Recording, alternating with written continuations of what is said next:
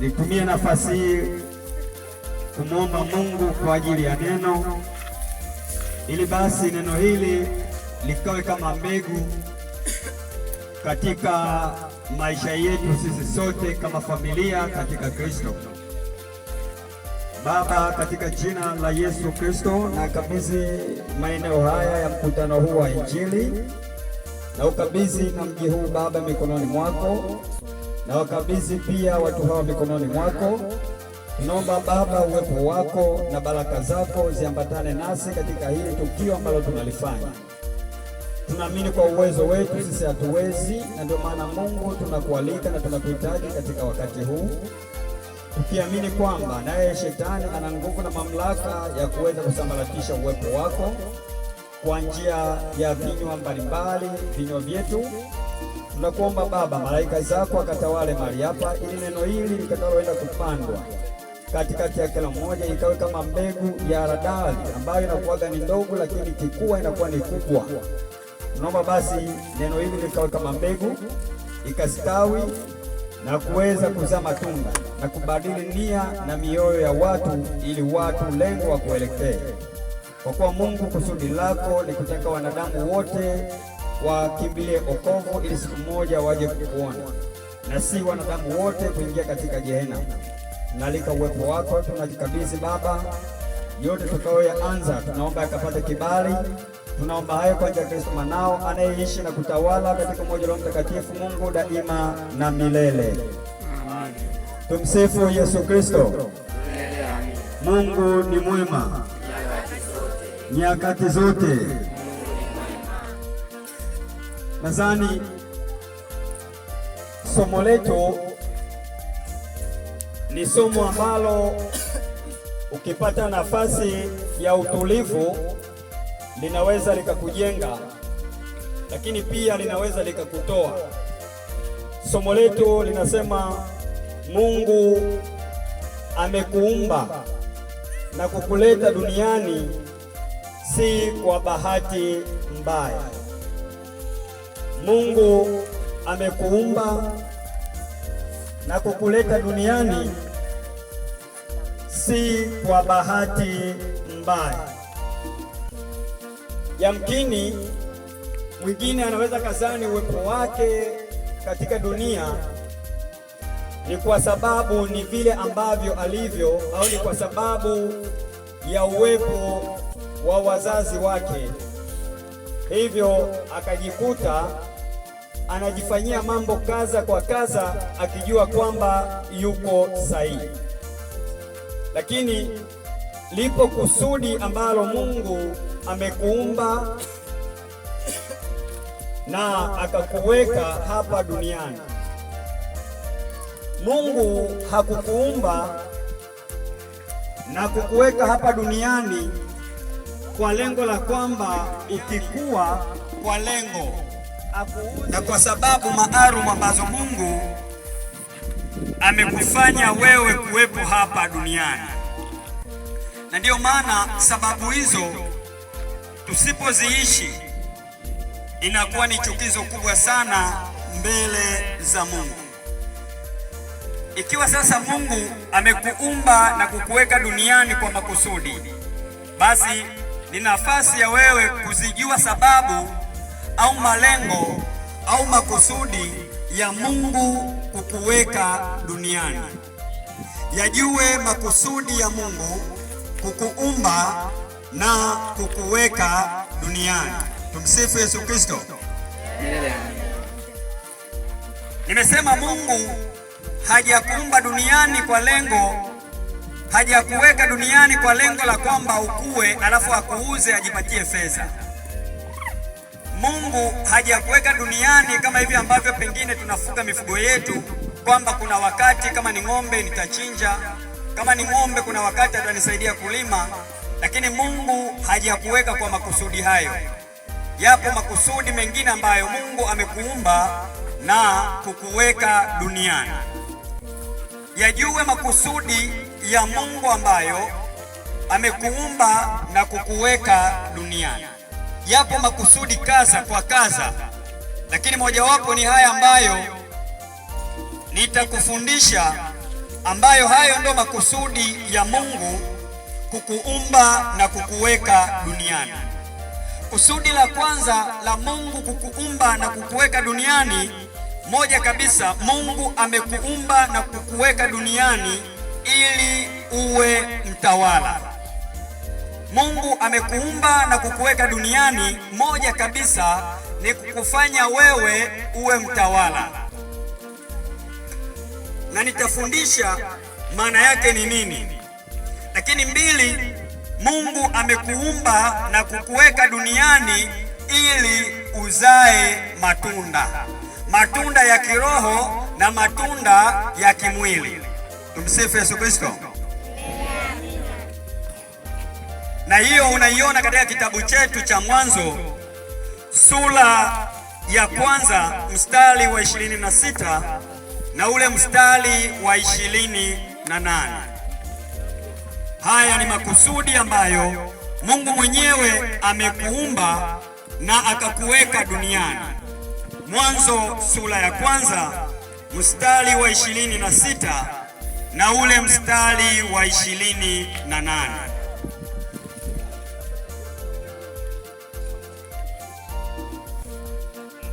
Mwanzo 26, Mwanzo sura ya kwanza mstari wa 26. Mungu akasema, na tumfanye mtu kwa mfano wetu, kwa sura yetu, wakatawale samaki wa baharini na ndege wa angani na wanyama na nchi yote, pia na kila chenye kutambaa kitambaacho juu ya nchi. Mungu akamuumba mtu. Namba 28, Mungu akawabariki. Mungu akawaambia, zaeni mukaongezeke. Makusudi ya Mungu, Mungu amekuumba na kukuweka duniani, makusudi ya kwamba wewe uwe mtawala na wewe ukazae na ukaongezeke. Tumsifu Yesu Kristo. Nitafundisha ukazae matunda kiroho na kimwili. Hayo ndio makusudi. La tatu la Mungu kukuumba na kukuweka duniani. Mungu amekuumba na kukuweka duniani, anataka umsikilize yeye. Lengo la tatu au makusudi ya tatu, Mungu kukuumba na kukuweka duniani, anataka umsikilize yeye katika maisha yake yote. Nije tu katika maisha ya kawaida. Mtoto asipomsikiliza baba, asipomsikiliza mama, huyo mtoto wazazi wanamhitaji. Eti wamama mko hapa, wamama ambao mna watoto, yaani mtoto wako uliyemzaa ukamlea akishindwa kukusikiliza, huyo mtoto huo unamuweka katika makundi yapi? Kwa lugha ya kawaida tukatumwana washindikana, kwa lugha nyingine kwa mwana posi. Na baada ya kusema mwana posi, wazazi wanasema sasa dunia ndiyo itakayomfundisha nani? Huyu mtoto. Na wazazi wakifikia hapo, manake mtoto lazima ukutane na changamoto kubwa. Ogopa sana mzazi kukupatia tamaa. Sasa lengo la Mungu kukuumba na kukuweka duniani, anataka wewe mtoto, anataka wewe mwanadamu umsikilize yeye. Na usipomsikiliza yeye, manake wewe mposi. Na usipomsikiliza yeye, manake wewe si wa Mungu, wewe ni wa Ibilisi. Tumsifu Yesu Kristo. Wewe si wa Mungu, wewe ni wa Ibilisi. Sasa makusudi ya Mungu kukuumba na kukuweka duniani, kusudi la tatu ni kutaka Mungu umsikilize yeye. Mungu anasema nini katika maisha yako? Mungu hatatoka mbinguni na kuja kukuambia wewe habari za ufalme wa Mungu, kwa sababu dunia, na ndio maana Mungu huwezi kumuona duniani akaja yeye kama yeye. Asipovaa umbo la mwili, asipoingia ndani ya mwili wa mtu, Mungu hauwezi kumuona duniani. Na ndio maana unaona kila kitu kilichopo duniani chote kina mwili. Inzi ana mwili, tandu ana mwili, sisimizi ana mwili, joka ana mwili, wanyama wana miili, binadamu ana miili. Hakuna chenye roho duniani. Na ndio maana sasa, ili umsikilize Mungu, Mungu anapitia kwa watu, na watu ndio hao watumishi wake na watu ndio hao wawakilishi wake. Ukishindwa kuwasikiliza wao, umeshindwa kumsikiliza nani? Ukishindwa kuwasikiliza watumishi wa Mungu, umeshindwa kumsikiliza nani?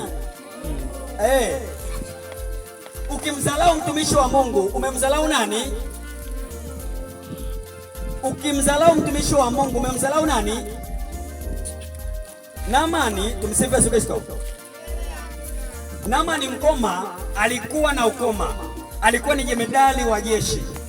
Akaambiwa katika Israeli kuna nabii, na yule nabii anaweza kukuponya ukoma. Alivyofika kwa Elisha, kwanza akataka kumdharau Elisha.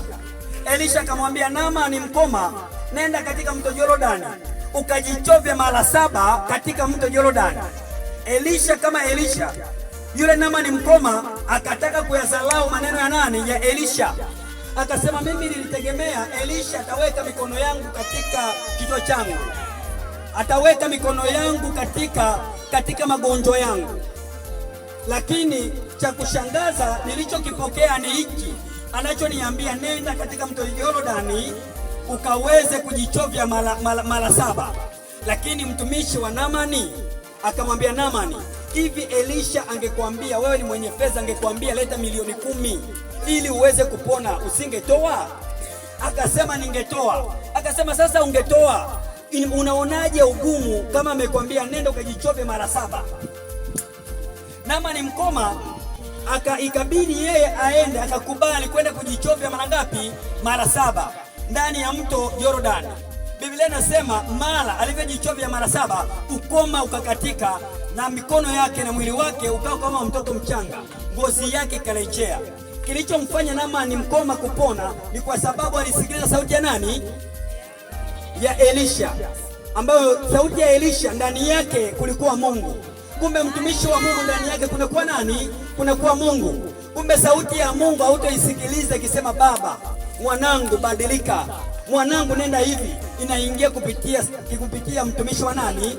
Wa Mungu. Sauti ya shetani hautaisikiliza kwamba fanya hiki, fanya hiki, manake nayo inapitia watumishi wake.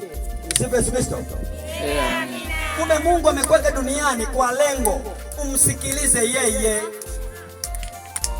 umsikilize yeye. Kanisa linasema nini juu ya maisha yako? Mungu anasema nini juu ya maisha yako? Je, unasikiliza? Je, unafuata? Kanisa linasema nini? Mungu anasema nini kuhusu kusali? Je, unasikiliza? Mwisho wa siku hatusikilizi. Lakini wakati Yesu anabatizwa, sauti ilitoka juu ikasema, huyu ni mwanangu mpendwa, msikilizeni. Tumsifu Yesu Kristo. Kusudi la 3 la Mungu kukuweka duniani ni kutaka umsikilize yeye, na hiyo pia unaiona katika kitabu cha Luka sura ya 9 mstari wa 35. Luka 9 mstari wa 35. Luka sura ya 9 mstari wa 35. Sauti ikatoka katika wingu ikisema, sauti ikatoka katika wingu ikisema, huyu ni mwanangu mteule wangu, msikieni yeye. Huyu ni mwanangu mteule wangu, msikieni yeye. Sisi sote tunaamini tumebatizwa kwa jina la Yesu Kristo, na ndiyo maana tunaitwa Wakristo. Tunaitwa Wakristo kwa sababu ya Kristo mwenyewe. Lakini je, sauti yake tunaisikiliza? Walio wengi sauti ya Mungu hatuisikilizi, bali tunasikiliza sauti za waganga, sauti za mizimu, sauti za viongozi wa serikali, lakini sauti za Mungu hatuzisikilizi. Kumbe Mungu makusudi yake kukuweka duniani, alitaka umsikilize yeye, kwa sababu yeye ndiye amekuumba na yeye ndiye aliyekuleta na kukuweka katika dunia. Kusudi la 3 la 4 la Mungu kukuweka duniani ilikuwa ni kwa lengo la kumwabudu yeye. Kusudi la Mungu kukuumba na kukuweka duniani, alitaka umwabudu yeye. Na ndiyo maana ukisoma katika sheria ya Mungu inasema, mimi ndimi Bwana Mungu wako, usiabudu miungu. Maana yake lengo la Mungu kukuweka duniani, anataka umwabudu yeye aliyeziumba mbingu na nini na nchi, na aliyekuumba wewe. Na ndiyo maana anasema, mimi ndimi Bwana Mungu wako, usiabudu miungu. Lakini leo tunaabudu miungu wengine, tuabudu pamoja na kuabudu miungu wengine, lakini bado kwa kumuuzi Mungu tunaabudu na kazi za mikono yetu badala ya kumwabudu nani? Ni wangapi wanaabudu kazi zao hapa? Ni wangapi Kalepa tunaabudu kazi zetu? Ni muda wa ibada, mtu yuko ofisini ana relax kabisa. Ni muda wa ibada, mtu yuko ziwani safi kabisa. Tambua siku ya ibada, unapoabudu shughuli yako hiyo ni ibada. Wenzako wanaabudu, wewe uko kwenye biashara, manake biashara yako hiyo ndio Mungu kwa siku hiyo. Kitendo ambacho tunamkwaza Mungu, kitendo ambacho tunamuumiza Mungu, badala ya kumwabudu Mungu tunaabudu kazi zetu. Na hiyo naiona katika Yeremia sura ya 1 na ule mstari wa 16. Yeremia sura ya 1 na ule mstari wa 16. Anasema, nami nitatamka hukumu zangu juu yao. Wakina nani? Kwa habari ya uovu wao, kwa kuwa wameniacha mimi, wakaifukizia uvumba miungu mingine, wakaziabudu kazi za mikono yao wenyewe. Lengo la Mungu ni kutaka wewe umwabudu, lakini umeshindwa kumwabudu, unaabudu miungu na unaabudu kazi za mikono yako. Anasema, naandaa hukumu juu yao, naandaa hukumu juu yako. Kumbe Mungu kukuumba anataka umwabudu. Hayo ni makusudi ya 4. Kusudi la 5, Mungu amekuumba na kukuweka duniani, anataka umtumikie, umpende kwa moyo wako wote. Umtumikie yeye, umpende kwa moyo wako wote, ndio lengo. Ukishindwa kumpenda Mungu, leo hii tukiulizana wa mama, tukiulizana vijana, tukiulizana wa baba, wangapi wanampenda Mungu? Tutasema wote tunampenda nani? Tunampenda kwa kutamka, lakini sio kwa vitendo. Tunampenda kwa kutamka, lakini sio kwa nini? Kwa vitendo. Sasa kumpenda Mungu sio kwa kutamka, onyesha vitendo vyako zaidi. Haiwezekaniki wewe ni mwana wa Mungu unayempenda Mungu alafu nalikimbia kanisa. Haiwezekaniki wewe ni mwana wa Mungu unayempenda Mungu lakini mazingira unayoyaishi hayafanani na Mungu. Huo sio upendo wa nani? Wa Mungu. Torati sura ya 11 na ule mstari wa 13. Malengo ya Mungu kukuumba na kukuweka duniani. Torati, kitabu cha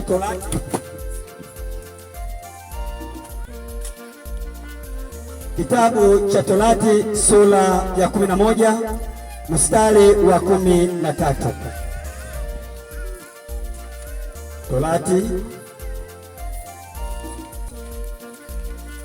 Torati sura ya 11 na ule mstari wa 13. Kitabu cha Torati sura ya 11 na ule mstari wa 13. Msifu Yesu Kristo. Milele. Torati 11 mstari wa 13.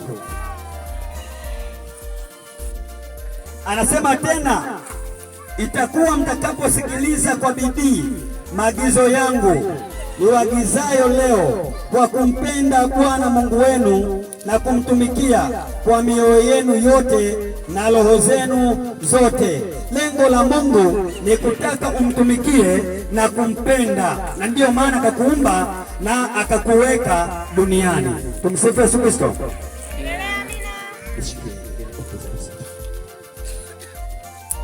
Hayo ndio makusudi ya Mungu, kukuumba na kukuweka duniani.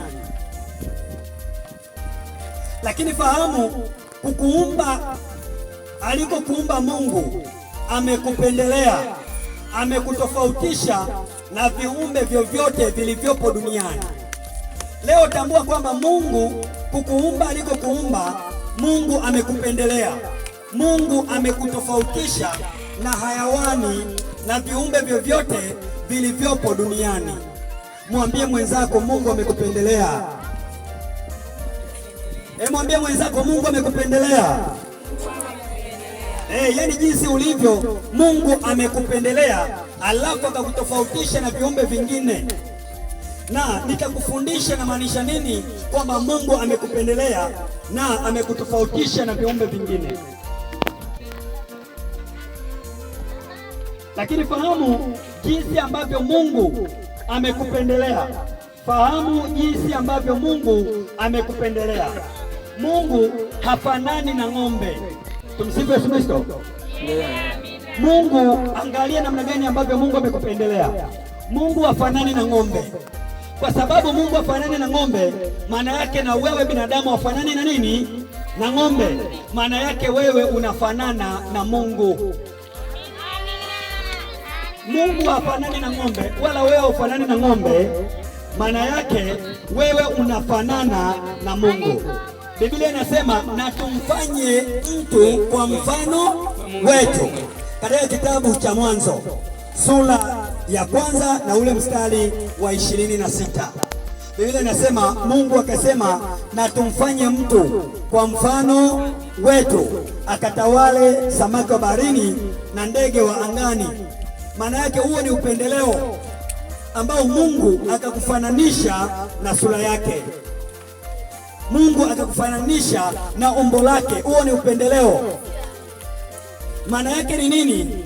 Kama Mungu amekufananisha na sura yake, maana yake Mungu anataka matendo yako, maisha yako, njia zako zifanane na maisha ya kimungu. Tumsifu Yesu Kristo. Kama Mungu amekufananisha na umbo lake, maana yake anataka Mungu maisha yako, matendo yako yafanane na maisha ya Mungu mwenyewe. Kwa maana yake Mungu sio mwizi, na wewe umeumbwa kwa mfano wa Mungu. Maana yake hautakani uwe mwizi. Mungu huwa havunji nyumba za watu. Maana yake sasa, na wewe ambao umeumbwa kwa mfano wa Mungu, anataka wewe usiwe ni mtu unayevunja nyumba za nani? Za watu. Mungu asili yake ni utakatifu. Maana yake anataka na wewe uwe mtakatifu. Tumsifu Yesu Kristo. Mungu anataka na wewe uwe mtakatifu. Lakini leo hii maisha yetu hayafanani na vile ambavyo Mungu anahitaji tuwe. Mungu ametupendelea, lakini maisha yetu hayafanani na Mungu anavyohitaji tuwe. Nani na nani? Na Mungu. Leo tabia zetu na matendo yetu zinafanana na wanyama. Tumsifu Yesu Kristo. Milele amina. Zinafanana na wanyama. Na ndio maana unaona, nakupa tu mfano ili uweze kunielewa vizuri. Mungu hafanani na ng'ombe wala hafanani na mbuzi. Lakini nataka tuulizane, ulishawahi kuona hata siku moja mbuzi pamoja na ng'ombe wakaambatana siku ya Jumapili wakaenda kanisani? Ulishawahi kuona kwamba mbuzi na ng'ombe wakaambatana siku ya Jumapili wakaenda kanisani? Ulishawahi kuona? Ni kitu ambacho hakipo. Lakini leo hii watu ambao Mungu amewaumba kwa mfano na kwa uzuri wa sura yake, lakini je, hawapo wanaolikataa kanisa na kulikimbia? Sasa kama wapo, leo hawafanani au wanafanana? Leo mbuzi na ng'ombe wana uwezo wa kuharibu mashamba ya watu, mazao ya watu. Leo hakuna watu wanaoharibu nyumba za watu? Wapo hawapo? Sasa Mungu anakushangaa wewe ambaye amekutofautisha na ng'ombe, amekutofautisha na mbuzi, lakini na wewe unajibana kwenye kundi la mbuzi.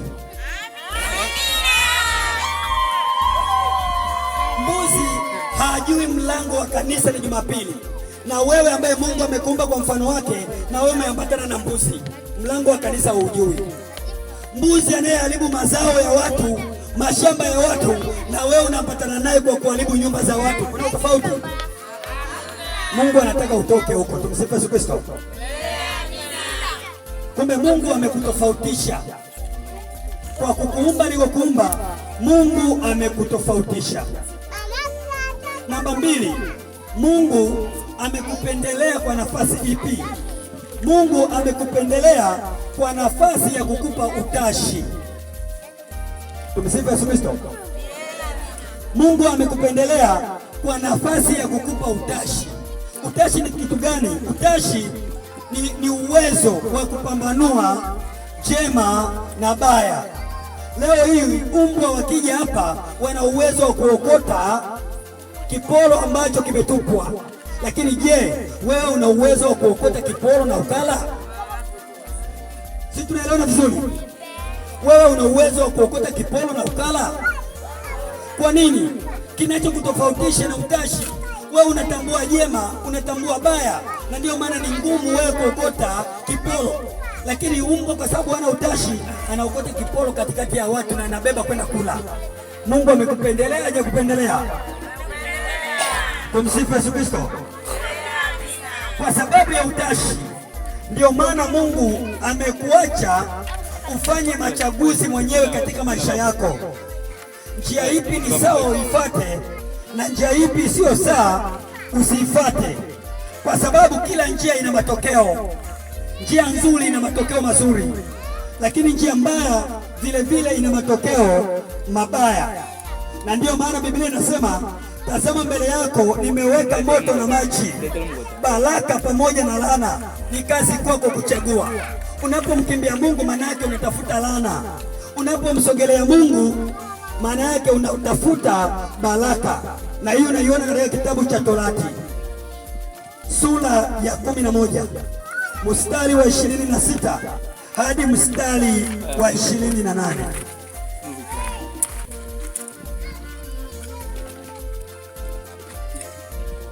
Torati sura ya 11 mstari wa 26 hadi mstari wa 28. Torati sura ya 11 mstari wa 26 hadi 28. Anasema, angalieni naweka mbele yenu hivi leo baraka na laana.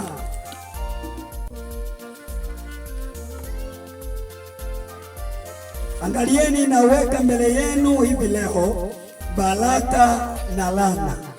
Kwa sababu ya utashi ambao Mungu amekupa, maana yake amekuacha ufanye machaguzi, kwa sababu mbele yako kuna laana, alafu mbele yako kuna baraka. Ni jukumu lako wewe kufanya uchaguzi. Ukimkimbia Mungu, maana yake umesogelea laana. Ukimfuata Mungu, maana yake wewe umechagua baraka. Tumsifu Yesu Kristo. Kumbe neno la Mungu kuhubiriwa kwako leo linahitaji ugeuke.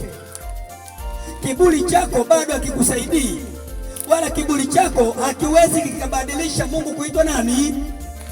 Hakiwezi kukubadilisha. Lakini kitu ambacho ni sahihi, unapaswa ubadilike. Unapaswa utoke katika mazingira ulionayo. Yamkini kweli umelikimbia kanisa kwa sababu mbalimbali. Yamkini mimi nimekukwaza. Yamkini viongozi wa dini wamekukwaza. Yamkini viongozi wa jumuiya wamekukwaza, lakini isiwe sababu. Tumsifu Yesu Kristo. Mwingine anakuambia mimi siwezi kwenda kanisani kwa sababu kiongozi wa jumuiya alinitukana. Safari ya kwenda mbinguni ni ya mtu mmoja.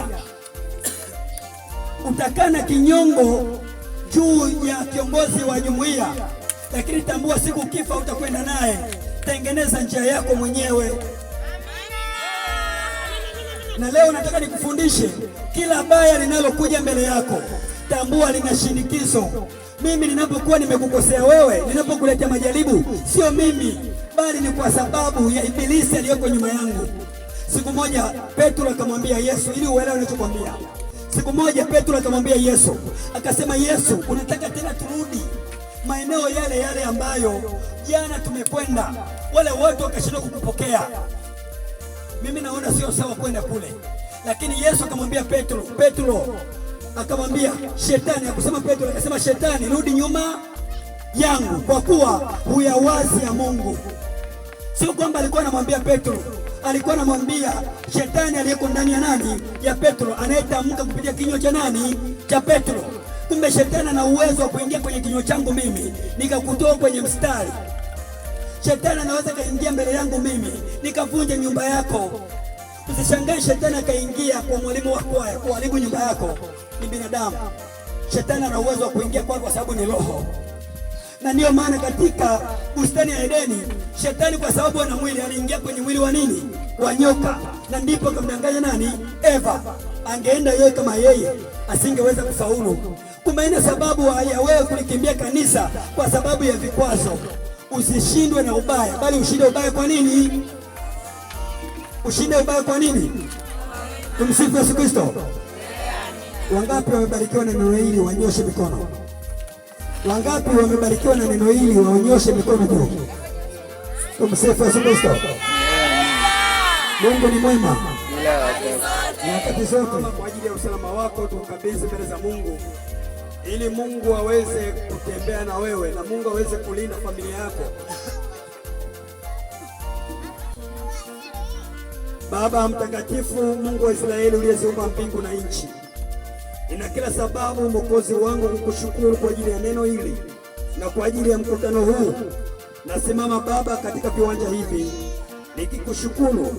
Achilia neema juu ya neno hili ambalo limepandwa katikati ya mioyo yao, ikatengeneze mabadiliko makubwa, ikaweze kuwawezesha.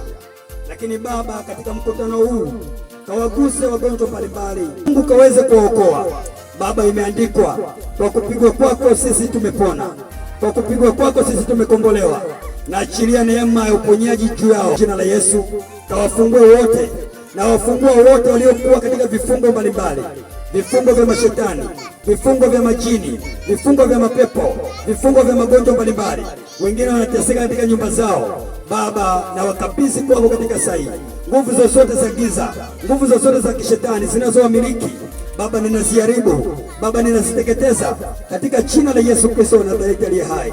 Kaguse afya zao, kaguse maisha yao, kaguse mahitaji yao. Kawapiganie Bwana katika saa hii, kawapiganie Baba katika wakati huu. Kafungue lango la kukujua, kafungue lango la kukutambua, na nguvu zinazowamiliki na nguvu zinazowatia kiburi Baba, ninaziondoa. Ni katika jina la Yesu tunaomba hayo kwa njia ya Kristo mwanao anayeishi na kutawala katika umoja wa Roho Mtakatifu, Mungu daima na milele. Amen. Tumsifu Yesu Kristo.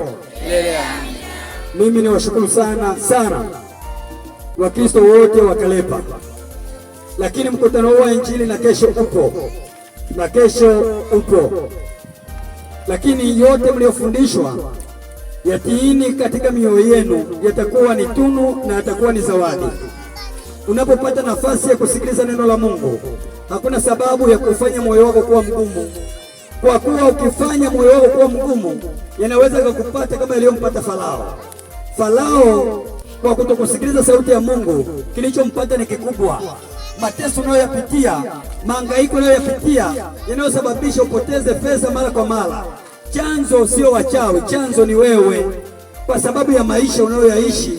Sasa toka huko uliko, mkimbilie Kristo ili uwe na amani, ili uwe na furaha, ili uondokane na hofu, ili upate tulizo. Njoni kwangu ninyi nyote msumbukao na wenye kuelewana na mizigo, na ninyi mtapumzishwa. Ni ahadi ya Mungu. Mungu anawapenda Kalepa. Hebu rudini, msiwe kama kipindi kilichopita. Kama mtu amekukwaza, ina sababu ya kukaa zidi yake. Mji usipomtambua Mungu, kinachokuja ni magonjwa, kinachokuja ni mikosi. Mtazani Mungu amewasahau, sio kama amewasahau ninyi, mmemsahau nani? Mungu. Na ndio mwanzo wa mji kuingiliwa, na ndio mwanzo wa maadui kupata nafasi ya kuwatesa ili msiteswe. Leo badilikeni, mrudieni Mungu wenu aliyewaumba. Kiburi chako hakitamfanya Mungu asiitwe Mungu. Kuna mataifa kaza kwa kaza yanayomwabudu na kumtumikia Mungu. Kuna matajiri wengi wana fedha, wanamtumikia Mungu. Wewe ni nani usiye na kitu kama mimi mpaka ukajitia kiburi? Kiburi chako hakina maana. Pombe, tumbaku, uzinzi, wizi ni vitu ambavyo havikufaidi chochote, bali vitakuingiza katika hukumu ya Mungu. Kelebesha maisha, ni kidogo kidogo, usikimbie. Haina maana wewe ni mlevi, nenda kanisani. Mungu ni wa wote. Unavyokwenda kanisani utabadilika humo. Ufalme wa mbinguni unafanana na wavu. Wavu ukitupa baharini hauna maana ya kumasiri singa. ukauma na miele, ukauma ikala, ukauma misompo, ukauma pande wapo. Na Mungu ni hivyo hivyo, na kanisa Katoliki ni hivyo hivyo, na kanisa ni hivyo hivyo. Wewe mwizi, si nenda utakutana na neno litakubadilisha. Tumsifu Yesu Kristo.